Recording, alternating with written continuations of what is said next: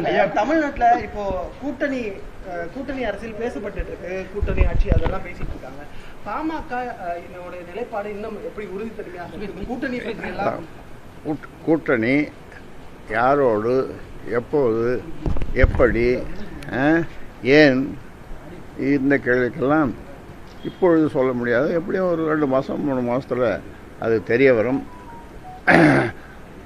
தெரிய வரும்போது நீங்களும் இருப்பீர்கள். உங்களுடைய அப்போ பல கேள்விகளை கேட்பதற்கு நீங்கள் காத்து கொண்டிருங்கள். மத்திய ஆளும் தலைமையா மாநிலத்தில் ஆளும் தலைமையில கூட்டணி? மத்தியில் தான் ஆட்சி அமைஞ்சாச்சு. மாநிலத்தில் தான் இப்போ நடக்க போகுது.